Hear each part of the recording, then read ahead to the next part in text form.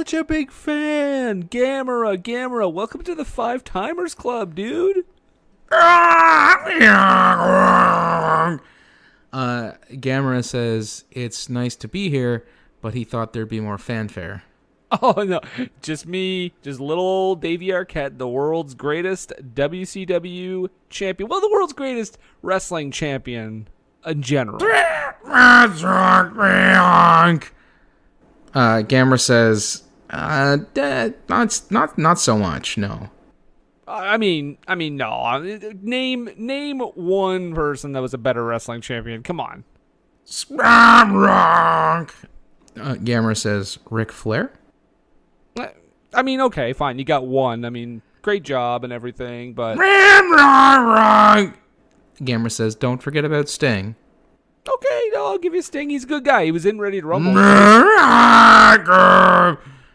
Gamera also has noted Hulk Hogan and Big Van Vader. Okay, fine. But I mean, I don't... come on. I'm not that bad. Gamera has also noted Ron Simmons. I mean, Ron Simmons, first, African-American WCW champion. That's great and everything. But, come on. I was better than some people, right? Come on. Gamera has noted Judy Bagwell and Moppy. Oh, no. But Gamera, that's too far. Gamera says, haha, just kidding, gotcha. I mean, he has also just noted Rob Gronkowski. Oh, okay. Gamera, I'm at least better than Vince Russo, right?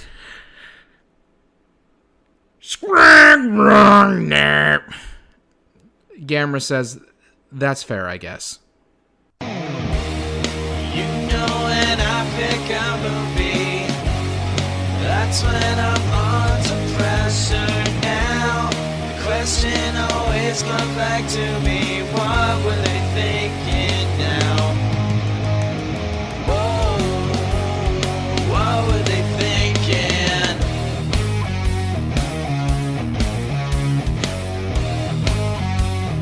What were they thinking? It's that magical time of year in November. To remember. Gamera.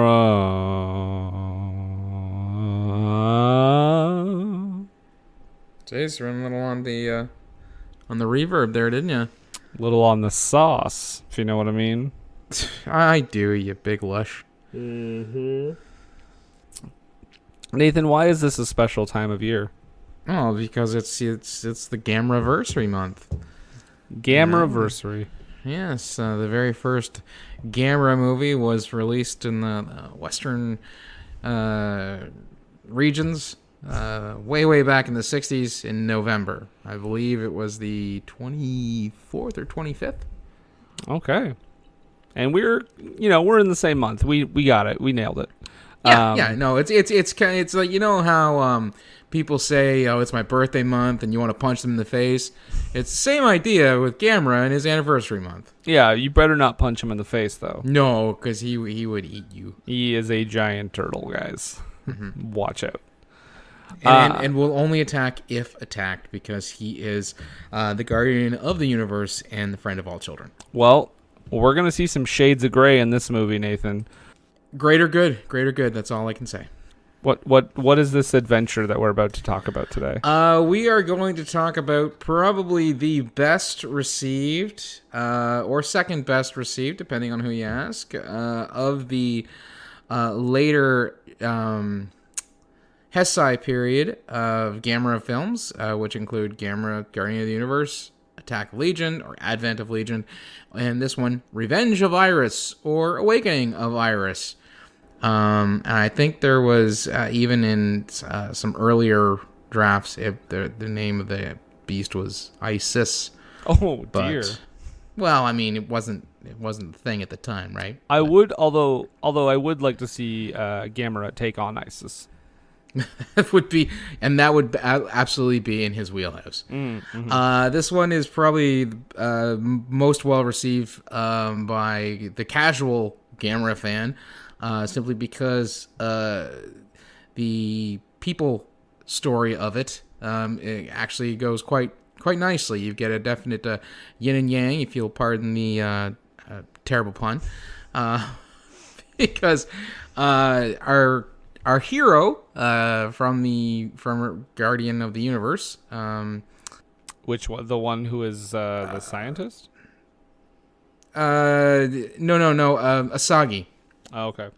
Yeah, she was the she was the girl from Guardian of the Universe who had like the connection with Gamera.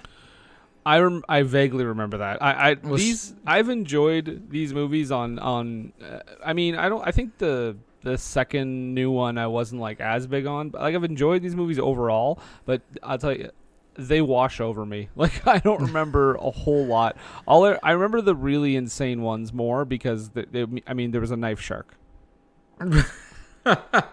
Well, Asagi was the girl wasn't a scientist in the first one, Gamera Guardian of the Universe, and she had a like a metaphysical connection with Gamera. If you remember, she would get hurt if Gamera got hurt. I do remember that.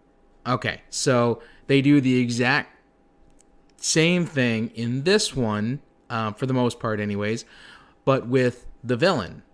So there's a girl who doesn't like Gamera because she blames him for her family being killed, and she actually helps bring up Iris after discovering her in an ancient shrine or temple, and wants her to defeat Gamera in revenge for her family. So you've got a nice, you've got a very interesting story on the human front as well as on the kaiju front. And would you say that hilarity ensues? Absolutely, I would. Okay. I don't know the budget for this movie. I tried to find out, but I know that the box office for this movie was $15 million. Mm-hmm. And I believe that was, and I don't even know if that's in America. I'm assuming that's the U.S. numbers, but I'm not sure what it made. It's a mystery. It probably did fine. Yeah. But this movie, did I even say what the name of this podcast was? I don't think you did. I don't even think we introduced ourselves. Well, this is what Brendan. were they thinking, and I am Brendan. And I'm Nathan. And every week on this show, we talk about a bad to questionable movie, and that is what we are doing this week. They're covered. No, we're not. We're talking about Gamera 3, Revenge of Iris. I did say which questionable. is neither bad nor questionable, in my opinion. If there is nothing questionable, then this is the end. But this movie does start out with my. I did write this down because it's the greatest title card. 1999, The Equator. Which could be many different places. Yes, absolutely. I mean, but it couldn't be Antarctica. No, not every place, but it could be many places. Right along the equator. Mm-hmm. Yeah. But as it started, there's like you go to like a village, and well, it's the village where the Gauss birds from the first Gamera movie. They're all from that like island. Yeah. And there's a woman, a crazy old lady, like trying to chop up a dead Gauss. Right. Which we learn that this Gauss bird killed her grandson or something like that. I will get a note right now. Nathan got to hear all the silly dubbed voices because I was not able to find a dubbed copy. I just got the subtitles. So just anytime a particular Charles Nelson Riley voice comes on, you just let us know. I certainly will. I did get the, as Brendan said, the dubbed version because I own the fine Arrow collection of all the Gamera Blu-rays. Woo woo. Love. Oh my God! It's like Christmas came so early this year. But our main female character, I don't even know her name. She's Dr. Scientist. I'm not sure. Dr. Is that what we called her last time? Maybe. Mayumi. Okay, Mayumi. Yeah. Nagamine is her last name. So I'm just gonna say Mayumi because I am not gonna remember that. Okay. Both names. But yeah, isn't she? So she goes and like sees this dead Gauss, and they're trying to figure stuff out. Well, she asks everybody like, "Where did this come from?" And they all just kind of point in the same direction at the sky. And I'm like, "Well, yeah, no shit.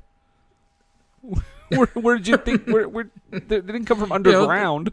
That winged thing. Where did it come from? Yeah, in the sky." And she's like, "Oh." Cut to a submarine, right? Yes, Something like that. yes, we do, because we go to a submarine where they're combing the ocean floor, which I thought was a fun little nod to Gamera versus Virus. Yes, Gamera versus Virus, where two young boys take control of an experimental sub and travel underwater. We'll be tackling that one probably next year.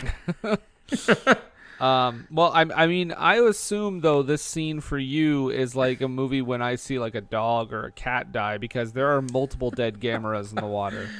There are, which is actually kind of when watching it, I was actually, this is kind of neat because it explores the idea that Gamera, as a singular being, is not necessarily something that you can rely on for these movies. There's the possibility that there have been several Gamera over the years, because we see just, like as you said, a graveyard of them. And someone even later in the movie mentions that, they were beta versions. I don't necessarily buy that, but I mean, if you think of something like Mothra from the Godzilla universe, is another being that can die, but there would be another Mothra afterwards. Yeah. There's actually Gamera the Brave kind of touches on this too, because Gamera the Brave, you're pretty much dealing with the son of Gamera. All I noted was the Dead Gameras would be a great punk band name. The Dead Gameras. Okay, I don't know what this note means. It just says, "Love the new coverage," basically being avoid Gauss. And the plan is to shoot them all I mean, down. they of course we get that scene. There's a really cool kind of opening title thing with some flames and some cool visual effects, and then we have previously on Gamera. Oh, right, because it's in black and white. Yeah, and there's that bit that you're probably referencing in your note there, where the guy is on the news where he's saying that several Gauss birds have been spotted. Please stay indoors. If you have to go out and you do spot Gauss, seek shelter. Yeah, and it's basically like, we have a plan in motion, and then you just see them like unload with like guns in the sky. And after showing all that previously on Gamera stuff, it kind of dovetails into our story that's gonna lead into our story for the most of this movie, where this poor woman's cat got her killed. Yeah, well, I mean, she was in the building, so she probably wouldn't have made it out anyway. They were trying to leave. She got killed like 10 seconds after that cat went under the bed. Well, 10 seconds, and they would have been in a car, so. Cats just know when danger's about. By the way, that's the most realistic part of this movie. The cat is like, nope. I know what's coming. I can see the future, and I know hiding under this bed will protect me. I didn't say they were smart. I just said they knew what was coming up. But yeah, so we get a glimpse of like our character. Oh man, what is her name? Ayana. Is that the one that wants to get revenge? Yes. Okay, yeah. Ayana's parents are both in the building. This is a flashback. And Gamera's collateral damage kills them because the whole building comes down, and that we get the sense of like why she wants to get revenge, of course, and and the cat's name is Iris, we should note. So for the first little bit, I was like, "Holy shit! Why is the cat named Iris? Oh my god, what's gonna happen?" I thought we were gonna get a giant cat versus Gamera, which would have been great. I think the Hesai ones are a little bit better than that. If this were the 1960s Gamera, I would have put even money on there being a giant cat kaiju. Gamera versus Pussy. Well, there was almost a giant snake one that never got made back in the 70s. Was John Voight in it? No, that would have been great though. Before his big role in Deliverance. No, it was Gamera versus Garasharp, and like it was a King Cobra type kaiju. Okay. So we move on to years later. We're now in the present, and we see that Ayana is now living with, I believe, relatives in the more far-flung versions of areas of Japan. Mm-hmm. And they're very much like, yeah, like I know your parents died and stuff, but like, can you change your last name to ours? It's a pretty traditional village. Well, and that's the thing. Like the dad of the family that she's living with, he kind of is trying to soft pedal it or cajole her gently, and she doesn't want anything to do with it. Obviously, because the only two left of her family are her and her little brother. The mom, on the other hand, she missed her calling as a nurturing caregiver by saying, I don't know why she just doesn't do it. Her parents are dead. And then I'm not gonna lie. At this point, something Book of Changes Curved Jewels is my note. Are you talking about with the smug hipster guy? Yeah. Is he like the dude who like has to protect the knife? Is it to protect? No. That's that is the boy from the family that he's with. I was talking about the smug hipster guy is the one he wants to make all like these. He has a tendency to make these like cryptic things, and talking about the dance of death of Gamera and Iris and all this stuff later in the movie. And he's one of the few characters in the movie that I really I wanted to beat with a sack of doorknobs. Is he the one with the really dark hair that's like over his eyes, kind of? Yeah, and he's always like he's always putting his hand in front of his mouth like he's thinking, and he's being pensive, and he's supposed to be all cryptic and mysterious when he really just comes off as a douchebag. I thought he kind of looked like a Japanese Anton Sugar. Okay, well, the haircut's there, that's for sure. But yeah, it's what's his name? It's Shinya and Mito. They're the ones. They're the ones who are like trying to help Iris.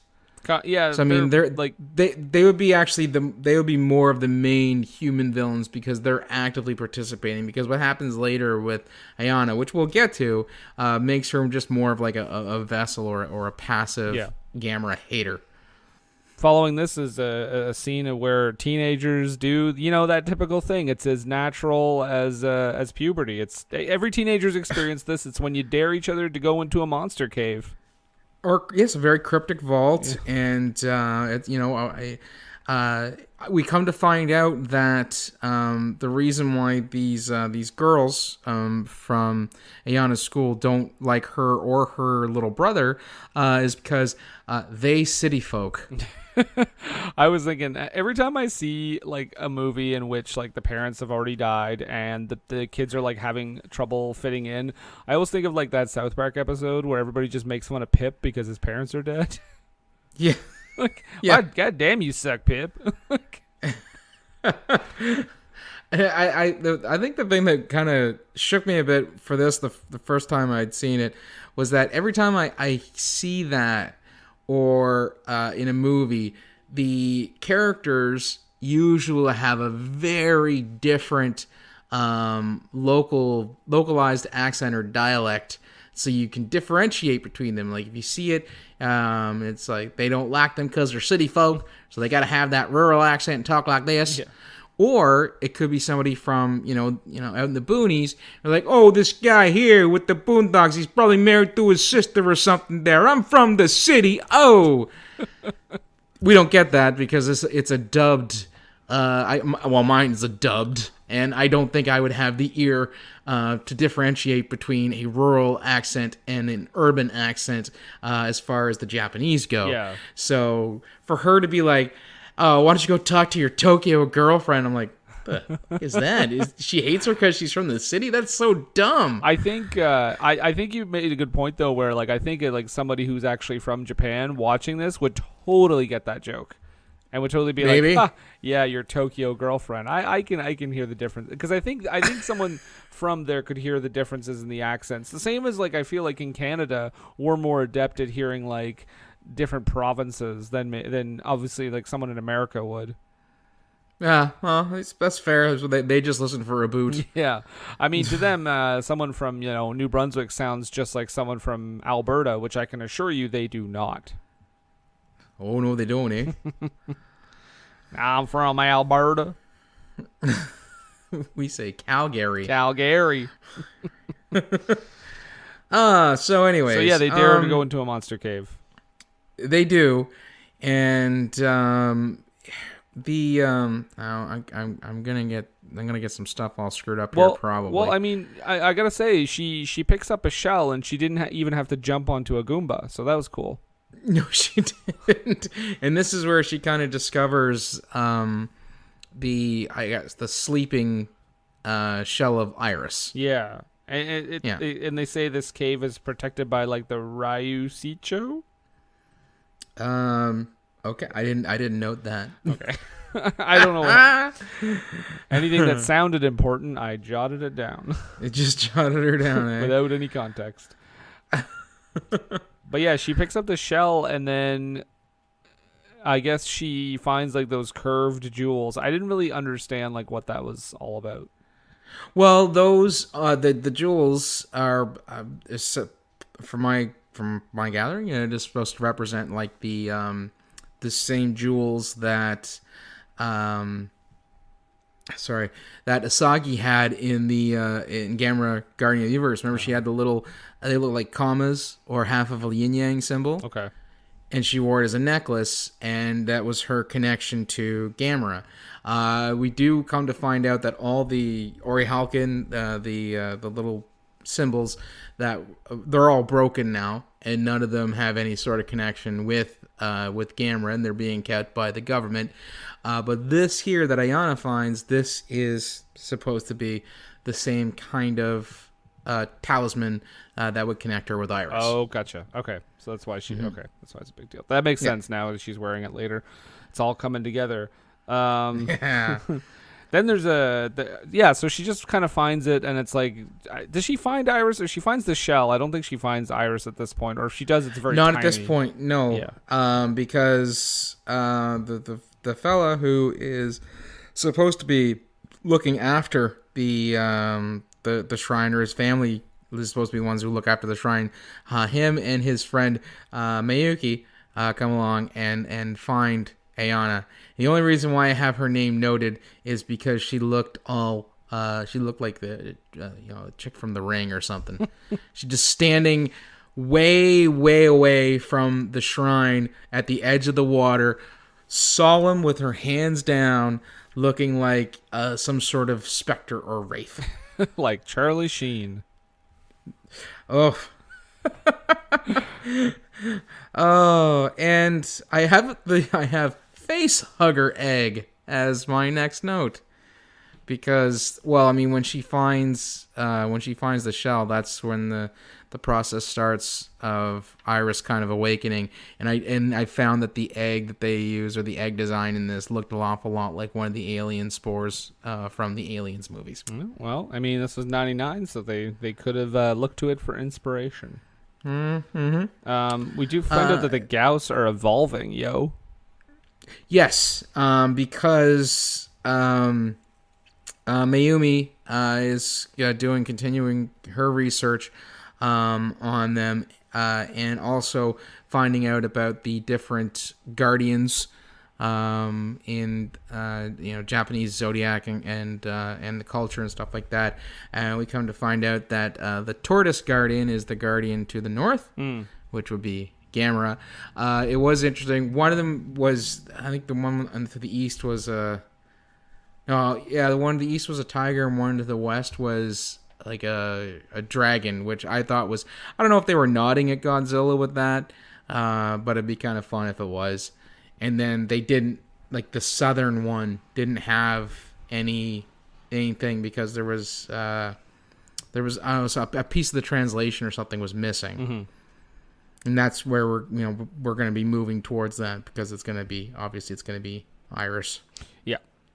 And we get the idea pretty quickly during this research scene that Ayana is wondering, like, what's the enemy of Gamera? Like, what's the enemy of the South? And then he says, like, oh, that's the South protect. I don't know. She says she's basically the enemy of the South is Iris. Yeah, and yeah. It's going She's like, oh, yeah. We all find this. We all find out later. Find out this stuff as she is later looking at her super duper cutting edge, state of the art CD-ROM PC. Yeah. Oh, and that's not the best technology moment in this movie either. That's yet to come. Oh, it is not. No, it certainly isn't. But we'll get to that. So after doing all this research and discussing, she goes out for a walk, where she runs into our good old friend Inspector Osaka, who is now selling magazines and is nothing but a drunkard. Last time we saw him was his cameo in Advent of Legion, where he was the security guard working at the Kirin beer factory. Oh, okay. That Legion attacked.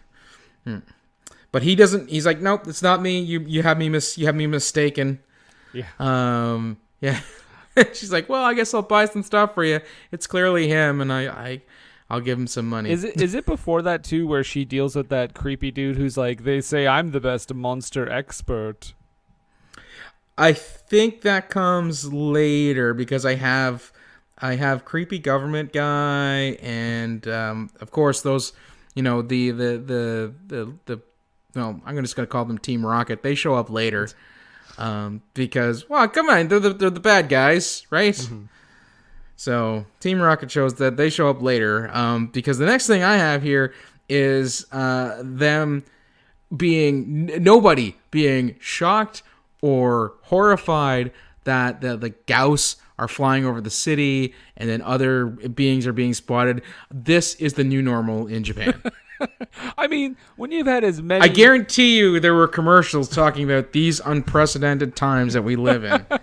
I hope this email finds you well in the midst of these unprecedented Gauss attacks. Right. I mean, you gotta imagine, like, how many monsters has Japan had to deal with over the years in the world of film? Like, they're just like, this is like, yeah, whatever, it's a fucking Gauss, just deal with it.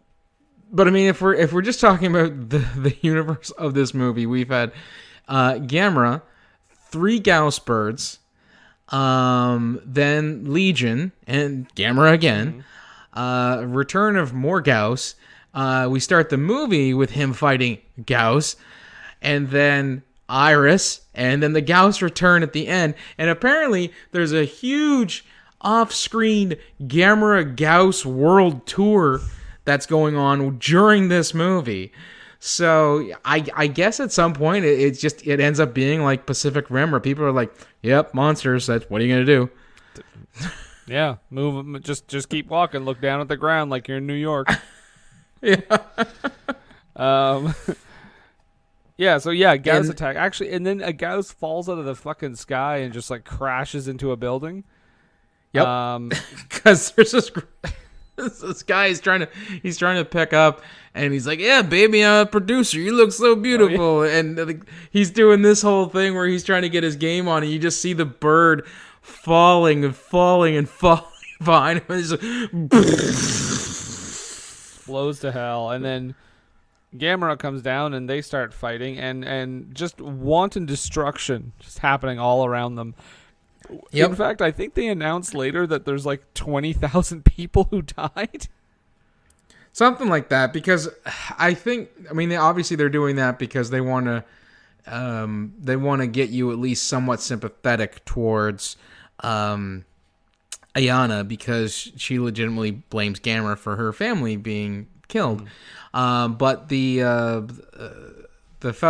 boy who lives in her village that is supposed to be protecting that water shrine explains to her if Gamera hadn't been there, the world would have been overrun by Gauss birds and we'd all be dead. Yeah.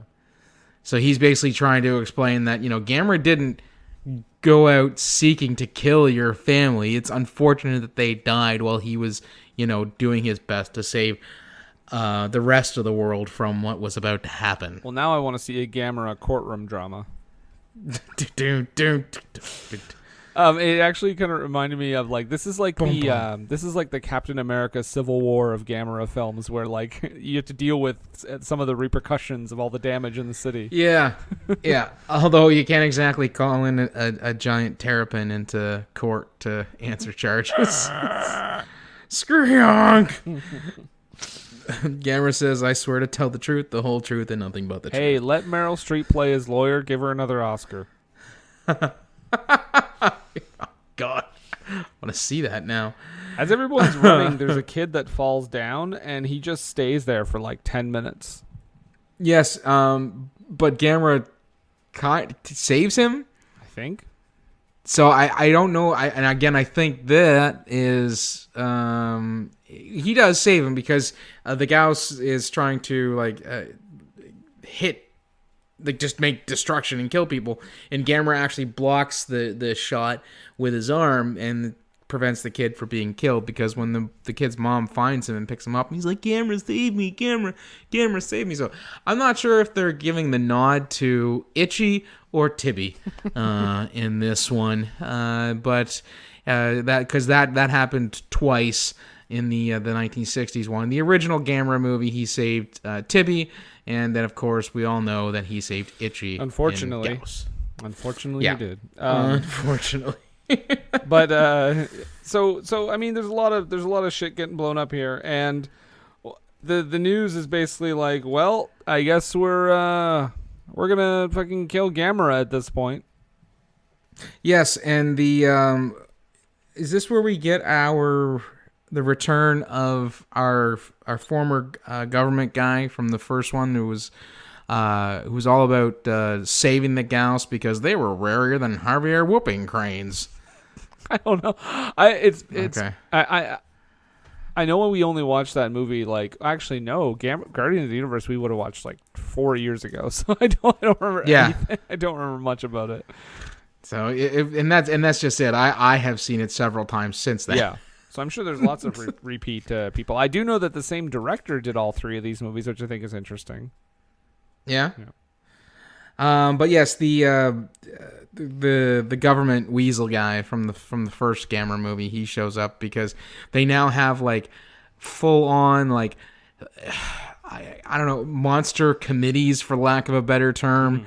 In the Japanese government, because Japan keeps getting attacked by giant monsters, so much so that this guy actually bemoans, "What did we ever do to deserve being attacked by all these giant monsters?" Yep, that's I think that's the creepy dude. Yeah. Is it at this point where the guy who's supposed to protect the cave finds out he's supposed to protect it, and then the old lady is like, "Just don't move the stone and everything will be fine," and he's like, "Ah, crap." Well, and she even tells him the story about how it won't move for just anyone, but to still protect it and make sure it doesn't get moved, because she even tells a story about how they had a sumo wrestler come to the village and he couldn't move it, and there are other people who tried that couldn't move it, but if someone is able to move it, then that's, it's signs of a bad time coming. But thankfully later, that sumo wrestler won the WWF tag team titles with Owen Hart at WrestleMania. Right, and he was actually Samoan named Randy. Yeah, he fooled them all. They just said he was a sumo wrestler. They didn't say if he was Japanese. Could have been John. It could have been John Tenta. Exactly. Thank you. I like to think it was John Tenta now. Let's go with that. Okay. Shark. Avalanche. Avalanche. I think it's where she goes to see see. I almost said Orky because I looked at Orky? when I saw Iris. It's just some magic in the I water. know, when I saw Iris in the cave, I was like, man, he's starting to kind of look like Orky from Magic in the Water. Yeah, and we have that little bit, but we also find out that Osaka isn't just selling magazines on the street. He is also quite the booze hound now, drinking his profits away, and because he's still suffering some pretty severe PTSD from all the kaiju attacks that he has been privy to over the years. Yeah, it's like I often wonder about characters like that. Like I often wonder like how like Jessica Fletcher never had like PTSD solving all those murders. All those murders. And did she ever stop and like, maybe I'm being targeted? They keep happening. Cabot Cove. I don't know why they keep coming to my little town. Either that, or I fully support the theory that she's doing it. So murder she did. Yeah. Well, we do see that during that first fight, in this fight here, we get a really good clear shot of our new Gamera design, actually. Oh, okay, yeah. Which, again, lends the credence to the idea that the Gameras either are different creatures or can evolve. Because this Gamera, the character design for the Gamera in this movie is very different than the one we saw in Guardian of the Universe. And I'm going to guess that people were not as upset with this new design as Godzilla fans were when they saw the American film. You know what? I don't even know, and I don't even care because I think people like that can go pound sand up their ass. I mean, the American Godzilla design was pretty shitty.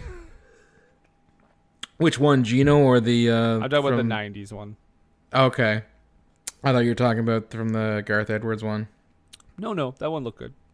So we've got Gamera versus Gauss again. And so we can see him doing it.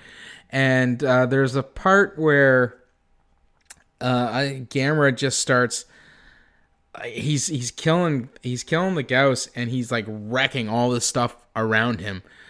So much so that I actually noted, even I think this was a bit much on Gamera's part. Yeah, I mean, they definitely, because the plot involves like collateral damage, because the plot involves collateral damage that Gamera is causing, they do up the ante more than they did in any other Gamera movie. Yeah. Is this where we get the video games? Is that... No, it's a little bit further, but we could probably skip to it if you want to, because the only thing I have here is I saw a TV VCR combo, which I was like, whoa, state of the art. 2-in-1. TV VCR, right? Yeah. What kind of bar are they in? That's one shishi bougie place. 1999, baby. Next, actually, comes the story. The boy who has to look after the ceremonial knife. The story about the sumo wrestler and everything like that. And the only reason why I know that's here is because somebody asks. I think it's Miyake asks where he's at, and the father says, "Oh, he's talking to his grandmother." Because he's going to be taking over the family someday. And the girl's like, I think that should go to a girl. And the father's like, woman take over a family? Are you insane? I mean, he doesn't say those words exactly, but that's the condescension that came across in that whole thing. Yeah. Yeah. We get the family backstory, like we said, and that the girl found Iris. And then, yes, probably the most important piece of tech in the entire movie is on full display in this next scene, and that would be the SEGA Dreamcast, which was actually a pretty impressive piece of hardware, but the people who claim to love it were also the ones who pretty much killed it. It was because the way the software and system was designed, you didn't have to put a mod chip in it to play burned games. So, people just downloaded the library and burnt them all, and Sega made no money off of it. So, there you go. Well, R.I.P. Dreamcast. thankfully you got some good exposure in this movie because they're playing Mana. There's still some homebrews and stuff that get made, but yeah, like you said, it's not.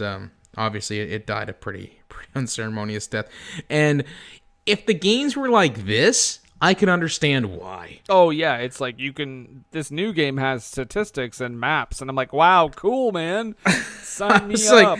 Yeah, his last, because they're talking about I think they're talking about Shinya, and that his last game was a huge success. It was statistical analysis of storms. And I was like, Jesus, that sounds boring. I was like, I've played The Sims, and that sounds even worse. I played that Penn and Teller tour bus game. the drive to Vegas. Yeah, that if you just decide to leave and walk away, will actually slowly crash you. You actually have to steer it the whole time. Yep. I mean, made as a joke, but still. Yes. But yeah, so he shows her that the video game, the Dreamcast thing. Well, and he also explains like the whole mana thing, in that, you know, Gamera mana is the life force of the world. And it ebbs and flows. Gamera is powered by it. When mana dips to a certain like lowness, I guess, in the world, that's when creatures like the Gauss and Legion can attack. Mm-hmm. Because they even show their ideas that this is where the mana for the planet was when Legion attacked and when the Gauss first showed up. Man, whenever these buzzwords came up, I was just like lost. Checking it out. Yeah, just gone. We do go back to the village. Yeah. Where the young fellow who's supposed to be looking after the water shrine with his knife, he's gonna go kill. I think he's gonna go kill Iris, and he can't do it. No, because Ayana pretty much will talks him into not doing it. They do have that really cool scene where it eats like the tuna straight out of the can, like eats it like a juice box out of the can, and crushes the can. Yeah, and Ayana is like, it's fine. Yeah, it's cool. It's cool. Well, I think secretly she's also like, she wants it to take revenge on Gamera for her. Yes.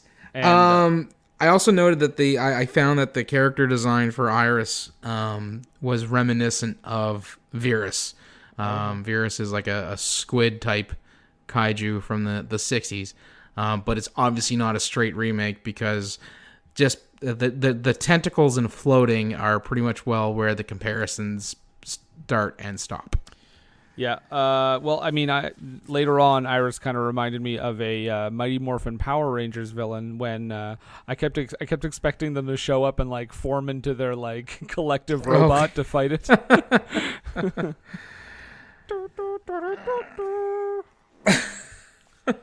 Couldn't watch that when I was a kid. It was too violent. I had to turn it off. I did not watch. I think I was a little. I think I was a little too old. Yeah, I was at that. Voltron, but I mean it's the same idea, right? So I was at that sweet spot, so I had to turn it down real low. And then when they started fighting the robot, it got loud, and I panicked. Let's see. What about the news? VAs are pretty great. Oh well, they. The voiceovers. Oh, see, yeah, you wouldn't have got that, because you would have. The voiceovers for the news are they're pretty great. The inflection and deliveries they're all over the place. If you get a chance to ever watch the dubbed version, fantastic. I did write down that so they cut to the news because they're showing a bunch of like interviews with people and stuff, and then when they cut to the newsroom, they have wine, and I was like, man, let them do that now because Anderson Cooper, I don't know what you're talking about. Who is the girl from the Today Show? Hoda and Kathy Lee. They would drink wine all the time. Oh well, they can, but I don't see people on like CNN. Like Anderson Cooper needs that if he has to interview like one of those like Trump cronies I or whatever. Think this show is more like a Good Morning America type show and not the Situation Room. Oh, You imagine Wolf Blitzer just pouring back like a Colt 45 while he's talking about the election. Yeah, friggin'. I mean, everyone would understand. Well, that's what I mean. Just let them get drunk one day. Election night, you have. Oh my God, what's his name? Don Lemon. Don Lemon, thank you. Yeah, you just have like Don Lemon just on election night, just being like, oh. Crack me another one. And you know what? Wisconsin is who fucking cares, guys. It was at this point that Patty started giving some fashion notes. To what the people were wearing on the news show. I think one of her that jacket is a disaster. I would love to just see that in real time. Oh, by the way, so this next bit where Ayana is looking for Iris because she goes into the cave and she can't find Iris and she's looking around. And then when she finally finds Iris and the tentacles come out and something, I wrote this down before it happened. I swear to God, I said, is this going to be a Shape of Water situation? And then as Iris is like wrapping her up in the tentacles, I literally wrote in all capital letters, no, that was a joke. That was a joke.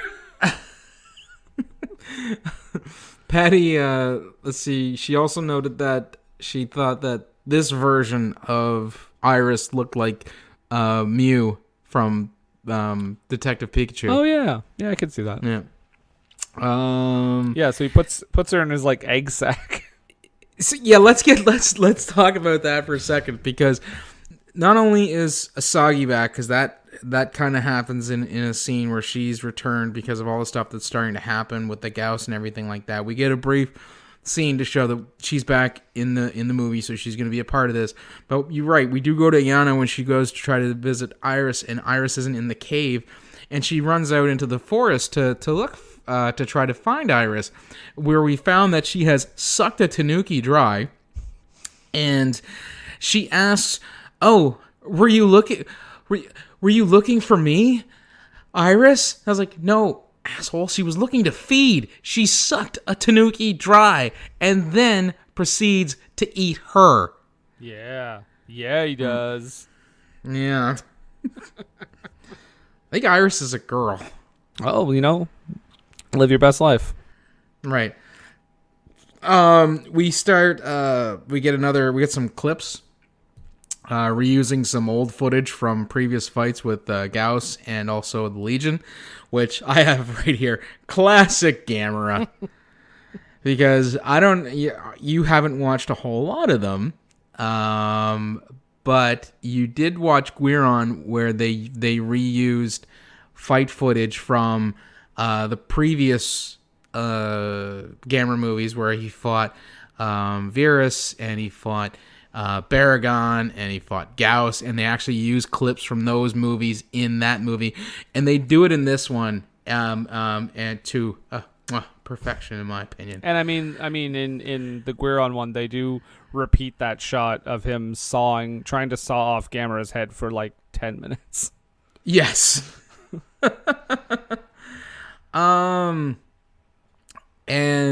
So we flash forward to the evening, and the fella who is supposed to be protecting the water shrine comes to find out that Ayana isn't at home. She never returned home, so he's like, "Oh, I bet she's visiting the monster that nobody else knows about except for me. I better go check on her at the water shrine." And he cuts her out of like this weird egg sack. Yeah.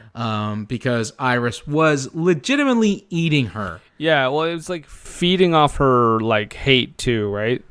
Yes. Like her hate for Gamera was like basically fueling it. Yes. Okay. And he uses his wooden Zelda sword to cut her out of the sack. Yes, he does. He hasn't upgraded yet. The wooden sword is the weakest of the swords, but he'll get there. Yeah, well, you know what? And the lady who gave him the backstory was like, it's dangerous out there. Here, take this. There's a nice Casio keyboard montage while we're looking at like mucus research data. Right. don't know the context of that, but I think it's the doctor and who's the dude that's homeless now? Osaka? Oh, Osaka, yes, because she's doing that, but he's also giving kind of his what happened to him. And I figured, they would just be like, oh, I was a security guard, and then the Legion attacks happened, and I just kind of spiraled out of control, and this is where I'm at now. But we've come to find out that not only was he an investigator in the first one, when all that happened, after it was said and done, he decided to be a farmer, but he couldn't do the work. And so he quit doing that and then became the security guard. And then after the whole thing with the Legion, he took to drinking and selling magazines. Sounds like a country song to me. Right. I know Ayana gets loaded into like the ambulance or whatever, but how do the weird cult people get her? Well, it's because she's in a coma. They take her from the shrine and they take her to the hospital. She doesn't technically have, a family or like an adult next of kin, which I think is bullshit. Because if she's living with this family, they would have at least had some sort of guardianship over her. The hospital just gives her to the two weirdos. Doesn't Iris like kill her entire family? Does that doesn't happen just maybe yet? Not yet. I know it happens at some point. I do have because I have actually brutal village feeding. No, you may be right. I may be crazy. Because you may be. I may be crazy. But it just may be a lunatic that you're looking for. Maybe I'm trying. I can't find it. Turn out the lights. Oh, okay. Don't try to save me. All right. You may be wrong, but for all I know, you may be right. Oh, what a confusing message. Are these Billy Joel lyrics doing anything for you? No? Okay. Sing us a song, you're the piano man. That's not that song. Yes, no, you're right. There's a brutal village feeding, and that's right, because Charles Nelson Riley is still quite scared, and then we hear the secrets that she keeps while she's talking in her sleep when she's in the coma. So yes, the village parents are dead. Not to be confused with the village people who are just at this point, probably playing shows in Branson. And so because there's no adult caregivers to look after her, the hospital's like, yeah, sure, weird adults, you can have her. Yeah. Either way, even if the family she's living with is dead, I still find it really quite highly dubious that the hospital would be like, yeah, sure, go ahead, take her. It's a satirical. It's a commentary on the medical system in Japan. Okay, they got put on blast by Gamera 3. Yeah, they're like, take that, hospitals. You'd think that after I just want to note this here because there's bits here where we see soldiers shooting at Iris or whatever because Iris shows up. You'd think that after like 8 bajillion attacks, soldiers would know they can't shoot kaijus with guns. Well, I think it was more of a distracting tactic because there were other soldiers there that had like rocket launchers and grenade launchers and whatnot. I think the thing that really got me here because this scene, if I'm remembering correctly, is where the two teenagers. They kind of run off to fool about in the woods during their camping trip, and one of them runs ahead and he stops because the giant tentacle from the iris starts moving on the ground. I'm like, how the hell did they not see that in the first place? Of course, the girl gets sucked mummy dry, and that's when, of course, the army folks show up. I did like the flying effect that they used to use for Iris whenever she was moving around and things. A little out of place maybe in the brighter lights, but during like the fighting at night, especially during the big fight at the end, I think it looked pretty good. It was also at this point where I noted that the creepy emo villain guy sounded an awful lot like Paul Giamatti. Oh, if only I could have heard it. So I'm just all over the place here tonight, but But then eventually, so they're trying to, the creepy cult people are like trying to use Ayana to like help Iris or like summon Iris or something. And the doctor and Osaka, or I don't know if Osaka's there, but the doctor comes in and they're basically trying to get her back. They're like, give us Ayana, you fucking nutballs. yes. It's basically like Sally Field, like give me my daughter back. It's one of those movies. Or Harrison Ford, give me back my son. Not on my plane. Where's my family? Give me back my family. Yeah, and so at the same time, the Osaka dude and again the names, the dude who's like protecting the cave. Oh, see, I don't know. I don't know his name. Oh, okay. I just keep that young gentleman who is supposed to be looking after the cave. Yeah, they're just like hanging out, and then he's like, you know what?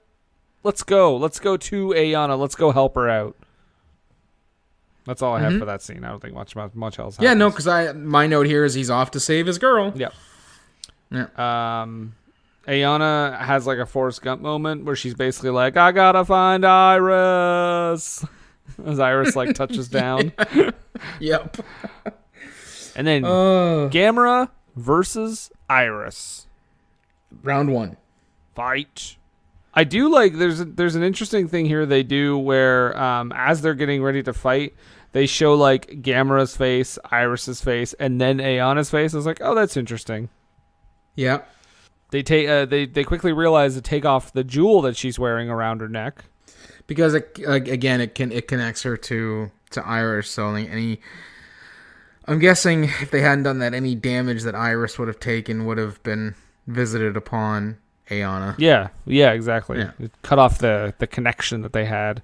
I'll tell you what I could have done with a lot less of is the creepy emo guy being like a philosophical asshole the entire time. But he is crushed by a bunch of beams. Yeah, okay. So when that happened in the subtitle version, what did they have him saying? I don't mind me asking. I don't remember. Okay, because when it happened in this one, he actually says, "This is so scary," and he's smiling like it's the greatest thing in the world. He does say that. Okay. Yeah, that does come up on the subtitles. But that doesn't happen. That hasn't happened right now. Let's see here. What do I have here? Him being a philosophical asshole. That the Gamera and Iris are gonna fight to the end. Shut up, emo. Because him again. You think that Gamera is killed in the first exchange because there's a big splatter of green blood, but no. We see Gamera get up, to which I have the Samuel L. Jackson note from A Long Kiss Goodnight. That's right! You can't kill me, motherfucker! There's some really cool fire wipes, but then there's like just tense moments where they're not doing much of anything. I noted, please, somebody, just throw a pie or something. Be careful, because in The Long Kiss Goodnight, that killed someone. It did. It really, really did. Gamera gets shanked in the side by Iris with one of her tentacles. Yeah. She gets stabbed, and then the emo guy gets crushed, screaming, "This is so scary." And I think the girl dies too, but I don't really. She dies beforehand because she goes out and she's trying to help Iris and become one with Iris, and the emo guy is like, "That's not gonna work." And then Iris, of course, she's killed, and he says her name, Shinya. Now meet death. It's like, I think that's in the subtitles too. Yeah, but honest to God, because he sounds like Paul Giamatti, his voice doesn't necessarily match up with what he looks like, and you just like, I just want to punch him. I just want to beat him viciously, because he sounds like every faux, like cryptic, poetic dork who's just doing it for attention. Well, yeah, because I mean, if I actually saw Paul Giamatti doing that, I'd be like, oh, I love Paul Giamatti. He's great. Yeah, he's a good guy.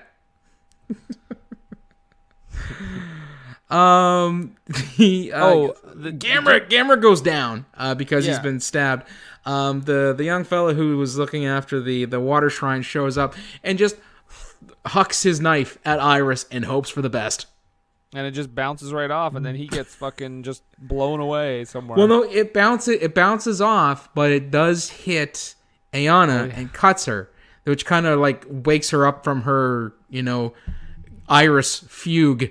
But yes, he does get blasted to the other side of the train station that they're in. Later, it's revealed that he didn't die, so he's tougher than Mick Foley. Stop the damn fight!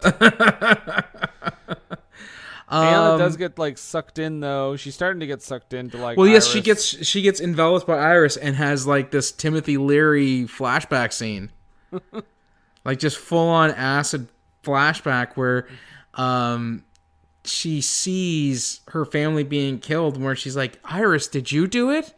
I don't understand how Iris could have done it. Yeah, I don't know when Iris did it. Because if she was in the egg that Ayana discovers and it hatches for her, who killed her family? Did she kill her family? See, I don't know. I thought there was a scene where after she was like put in the egg or whatever, I was confused at first because when they cut to like her family and they were like calling the other dude and they're like, "Where is she? I don't know where she is." I thought we saw her walk in the background. Oh. And I thought that was Iris like impersonating her or something. And I was like, "Oh shit, he can shapeshift." Yeah, I maybe I'll watch it 4 or 5 more times just to get some clarity. Well, and the thing is too, like her hair looked different, and I almost wrote down like, "Oh, Iris made her a woman." But I guess that's not what happened.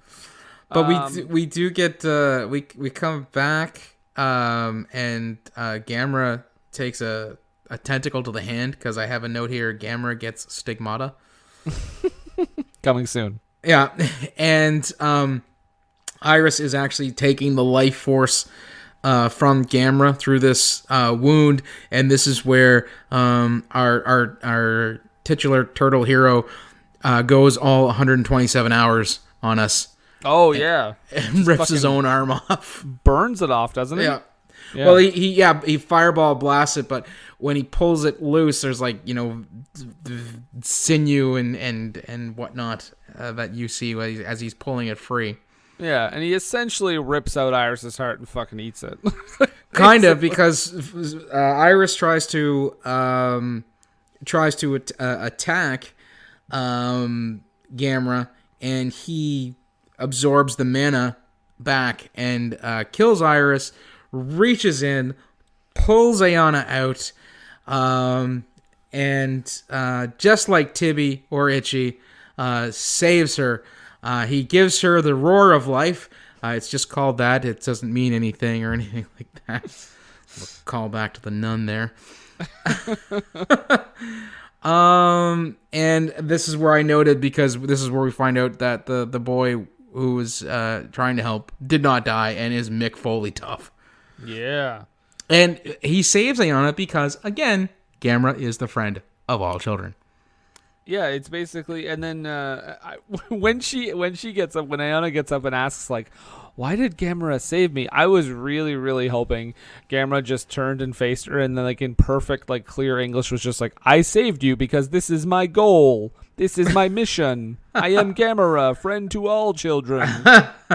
Really, really hoping. I would have settled for just one of the humans saying, because Gamera is the friend of all children and guardian of the universe. And then they could have ended with Gamera. I found out that they're because I have the Arrow collection. They subtitled that because they dubbed everything else, or I could watch it in subtitles, but they dubbed everything else. But they didn't dub the songs. They let the songs in the original Japanese, but put the subtitles underneath. And it's basically saying that Gamera is mighty, monsters are coming from Jupiter and Mars, and Gamera will fight them and stuff like that. It's really quite intriguing. Well, I mean, and as Gamera is leaving amidst all the carnage, it looks like a scene out of like the last scene in Terminator 2 with Yeah. all the fire all around. I also wanted Gamera to give like a thumbs up before he left. Where he was like, "So long. Sorry about turning your city into cinders, but gotta go." And don't let it happen again. Well, because he's got to go off and fight all the Gauss, because apparently there's even more Gauss being spotted worldwide. And the Japanese army has finally, or the Air Force or Army or their military in general, have said, you know what, we should probably join with Gamera and help him. And stop trying to kill him because he's trying to help us. Yeah, well, it's like the end of the Grapes of Wrath. It's like wherever there's a Gauss, wherever a child disbelieves, wherever a city needs destroying, I'll be there. Gamera! Yes. That's what Henry Fonda says. Not that exact line. The last title card is like Gamera 1999, the absolute guardian of the universe. Yes. Followed by the Gamera love song. Yep, those are exactly the words. You got it. So that's Gamera. Yep. Gamera 3 Revenge of Iris. So Nathan, I mean, yeah, you would obviously recommend Absolutely. this movie. There's no two ways around it. Yeah. And yeah, I'll just say that I think it's the best of the 3 new ones. Actually, it's the best one that I've watched so far, I think. Yeah. Despite my confusion at various points in the movie whenever they mentioned like mana and stuff like that. Yeah, it's I fun. think it helps that the human story, which is always used in these movies to kind of prop up the monster mayhem, is a really strong character driven story. Yeah. You know, it's not just like it's all good people trying to help Gamera and stop the, you know, whatever bird or bug or that he's trying to defeat. There's actually humans that are actively working against him with their own kaiju. Yeah, it's better than these human characters than these movies generally get. Yeah. So yeah, both across the board. Thank you for enjoying another Gamera movie. Now we are going to take a brief break, and we will be right back. What were they thinking? What Were They Thinking is brought to you by HostGator. HostGator is a leading provider of shared, reseller, VPS, and dedicated hosting solutions. Award-winning support is available 24/7, 365 days a year via phone, email, and live chat. Discover why over 9 million websites trust HostGator. Use the coupon code SCHLOCK for 25% off your first purchase. That's SCHLOCK, SCHLOCK, for 25% off your first purchase. Oh man, I've been stuck on this dungeon for like 2 weeks now. I wish I knew how to get past this stuff. Oh, there, little youngster. I think I can help you out. Whoa, Jimmy Stewart! Well, that's right. Just Mr. Stewart, I've been stuck on this dungeon for 2 weeks now. Do you know where I could get some help with it? Well, listen, if Jimmy Stewart knows one thing, it's video gaming. You were Nintendo World Champ 3 years straight. That's right. You know how I did that? How? Well, for the good folks at GameItAll.com. Wow, they sound keen, Mr. Stewart. It's your one-stop shop for all nerdy talk. Do they know about up, up, down, down, left, right, BA, BA, start? I think I just had a stroke. That's GameItAll.com, giving Jimmy Stewart a stroke since 2020. What were they thinking? And we're back. Yes, we are back. Nathan, it's time for the low haiku. Yes, the low haiku, the part of the program where we get a little bit poetic. We use 17 perfect syllables to describe a nigh-perfect movie, Gamera 3, The Revenge of Iris. And Nathan, would you like to open this one up? Absolutely. Friend to all children, guardian of the universe, we love Gamera.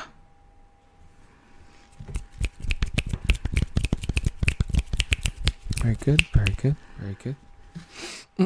All right. My haiku is as follows. Gamera's victim, Iris, the flying snail eel. Good luck, Goo Goo Dolls.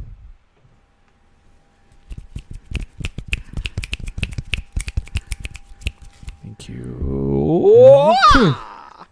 Oh, Hey, we're up and we're out. And Goo Goo Goo Dolls, what's that all about? Yeah, they have that song Iris. Oh, okay. But we talked about this movie. We did. But what do we always say? Well, we always say... Don't take a word for it.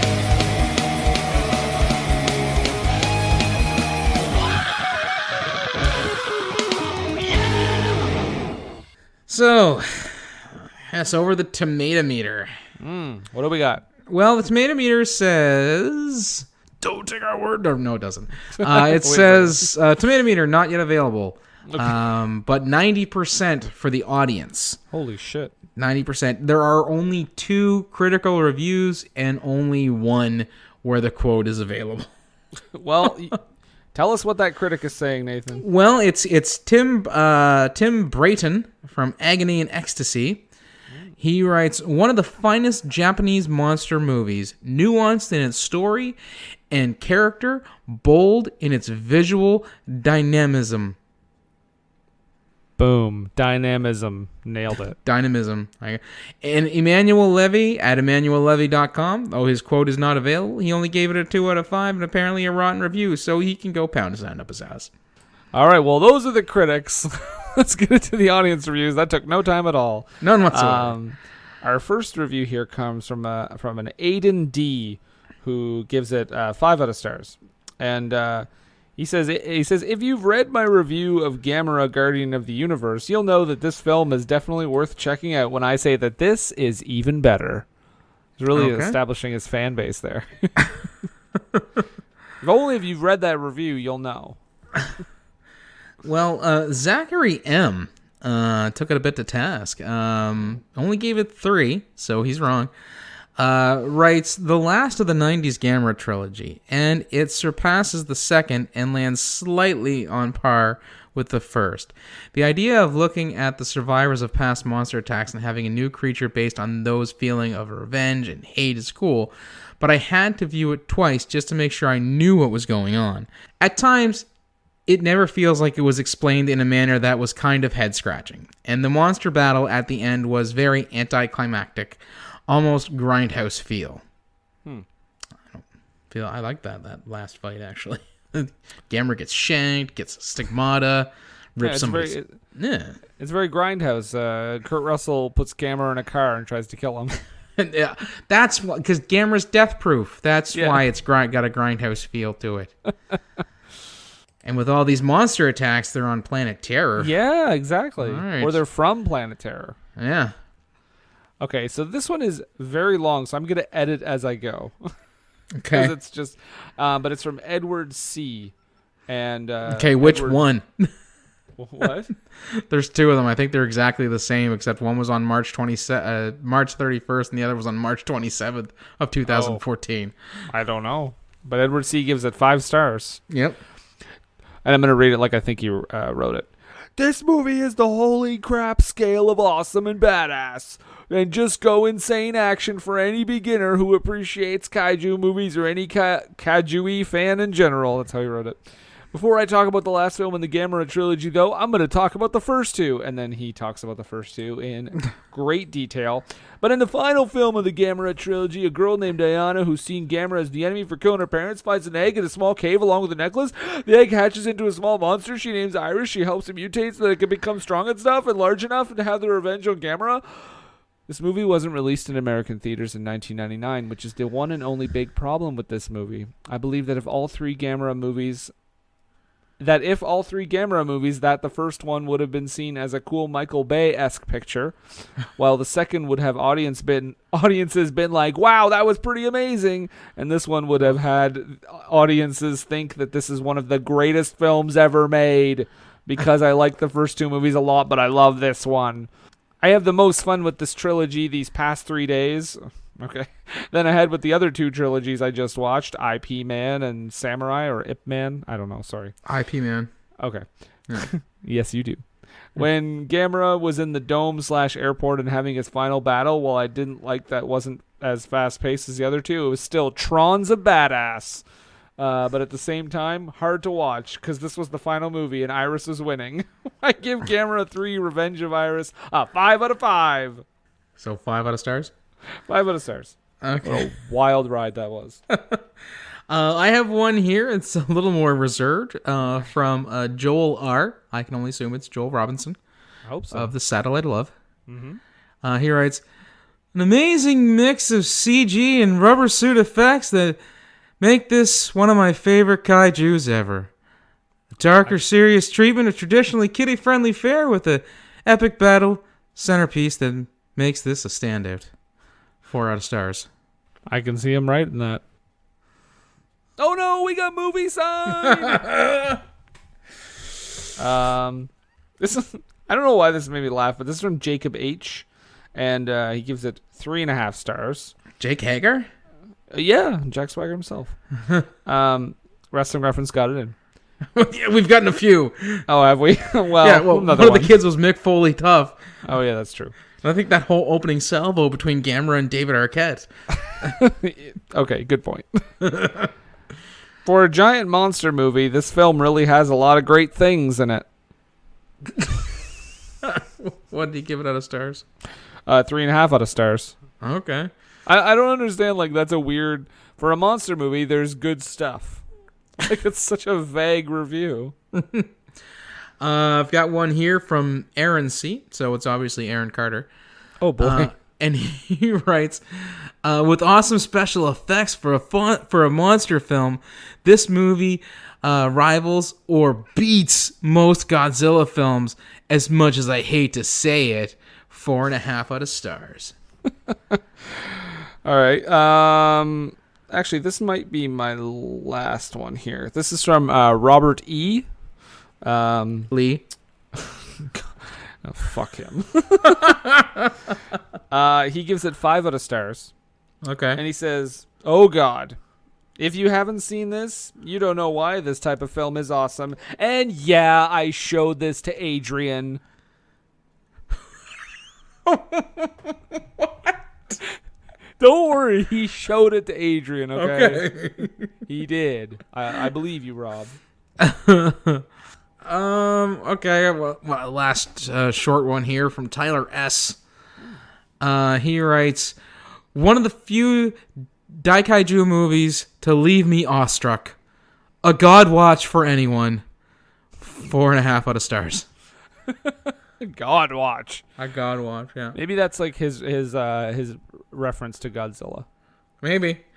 There's another guy here who says the best giant monster movie since the original Godzilla.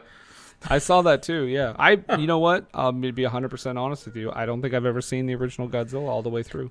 It's okay. So it's good. As far like if I was to hold it up to the original Gamera movie, which I kind of enjoy too.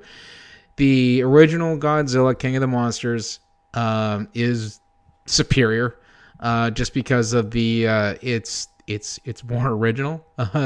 Gamera, as much as I love my turtle friend, Gamera the Invincible, or monster, or whatever whichever title you use to call it, is, I hate to say it, a fairly shameless ripoff. The only real difference between King of the Monsters and Gamera the Invincible is that Gamera saves a kid, which makes him a good guy. And any of the wanton destruction that happens on his part is just simply because, he's a monster in a human's world, and they need to get rid of him because he's wrecking up the place, but not in any sort of intentional way. Hot take from Nathan. I did not expect that. Well, you know what? I can't very well say, that, the original Godzilla can go fly a kite, because without that, I mean, we wouldn't have Gamera, in all honesty.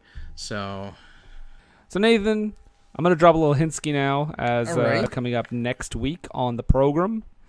Okie doke. Shama-lama Ding-dong. There you go. Okay.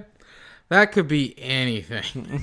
But yeah, there you go. There's the hint for next week. Guess away, folks. Nathan, is Montrose Monkington there? He is. Oh, He's always kicking around. okay. Give him for you here a second. Hello! It's your good friend Montrose Monkington III here. And it's good to see that you've taken a bit of a step up in comparison to what you were watching in the previous weeks.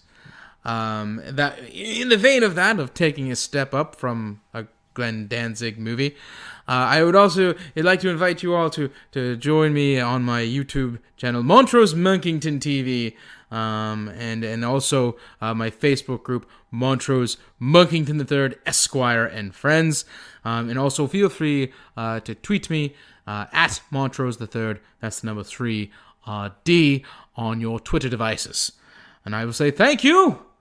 More later. Thank you, Mr. Monkington. You're welcome. And as for our podcast, of course, you can find us all over the map. You can find us on Age of Radio. That's our home base, ageofradio.com/whatwerethéthinking. You can find us on any podcast app. You just search for What Were They Thinking. We're there. You can find us on Facebook. Again, just search for us. We are there. You will find us. I assure you, as our old plot buddy would say.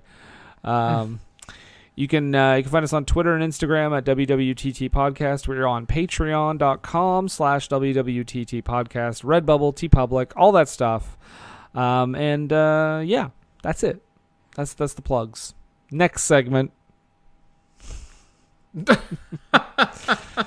Nathan, I gotta say I have a few questions. You okay? All right. I see if I can help you out. Okay. Well, did you want to ask the question? Okay. Sorry, somebody else is going to ask the question. Sorry. Okay. Oh yes, Gauss. Yes. Well, you know what? You were featured. I think that you should be happy in that. And you got scale, didn't you? Oh, scale plus 15, even better. Okay, he's getting really angry. What is he saying? Yeah. Okay, so first of all, he's saying that he should have been the main villain in this movie, to which I was letting him know that, you know what, he was featured.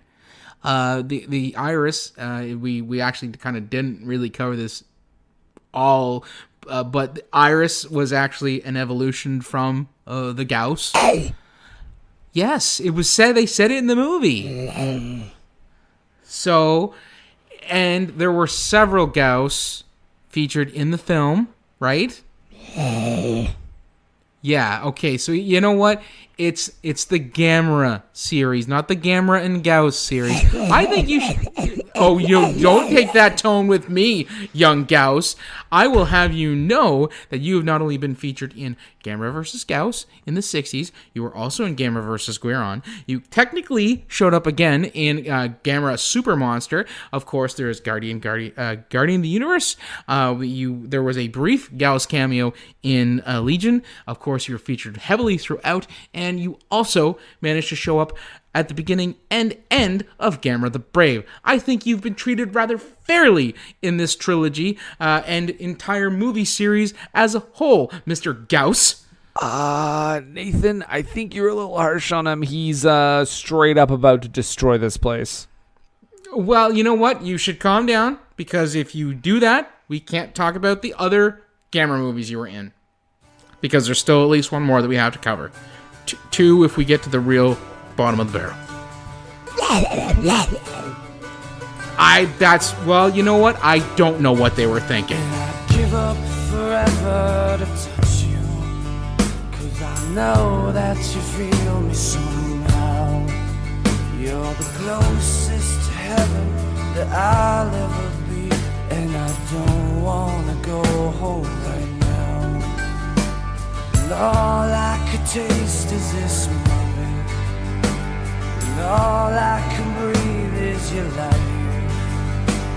And sooner or later it's over. I just don't want to miss you tonight. And I don't want the world to see me, 'cause I don't think that they'd understand. When everything's made to be broken, I just want you to know who I am.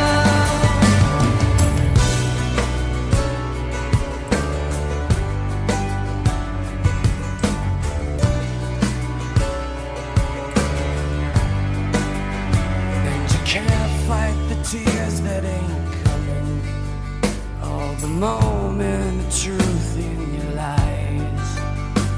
When everything feels like the movies, yeah, you bleed just to know you're alive. And I don't want the world to see me, 'cause I don't think they'd understand. Hi, guys. We interrupt your favorite podcast to interrupt you with an ad for your new favorite podcast. Wait, isn't this playing on somebody else's show? Exactly. So then how are we I thought we were their new favorite podcast. Well, we're going to become their new favorite podcast after they hear this advertisement for our show. What's our show called, Justine? Superiority Complex. Yeah? Where can they find us, Patrick? Twitter and Facebook. Yeah, exactly. You can go to @SoupComplex on Twitter, SOUP Complex, and you can go to Facebook.com/SoupComplex. But our main page is on Podbean, and you can find us there at www.superioritycomplex.podbean.com. New episodes are out every Thursday. Justine, Yes. what do we talk about on the Superiority Complex? Nerdy stuff. Perfect. Don't get all sensual with your voice. Yeah, did you hear that? I heard it. It's a little inappropriate. If you want to hear a little more of that, tune in to the Superiority Complex. One more time, Justine, what do we talk about? Nerdy stuff. Nah, wasn't No. the same. You tried. It's time, let's check our cue, baby. Pair it with a couple brews, baby. We love good movies. We love the bad ones too. So we watch them all and pass their lessons on to you. Oh yeah.